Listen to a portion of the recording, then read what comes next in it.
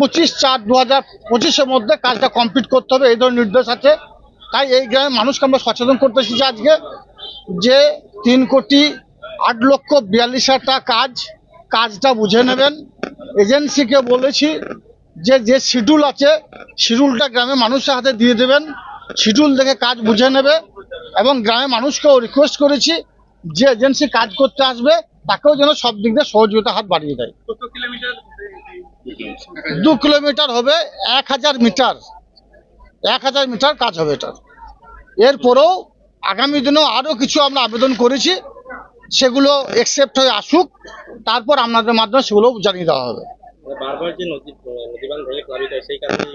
সেই কারণে এই উদ্যোগ। এই টিকুড়ি ছাড়াও আরও পার্শ্ববর্তী কিছু এরিয়ার নদী বাঁধ আছে অজয় নদীর তীরে, যেগুলো খুব দুর্বল অবস্থায় আছে।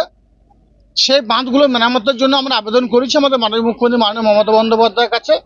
তিনি ইরিগেশন ডিপার্টমেন্টে ফরওয়ার্ড করেছেন, সেগুলো পাস হয়ে এলেও আপনাদের মাধ্যমে জানিয়ে দেবো আমরা, এবং সেই গ্রামের মানুষকে সচেতন করে দেবো। এইভাবেই এজেন্সিকে ডাকবো, তাকে ডেকে শিডিউল দেওয়ার কথা বলবো, গ্রামের মানুষকে বলবো শিডিউল দেখে কাজ বুঝে নেওয়ার কথা বলবো।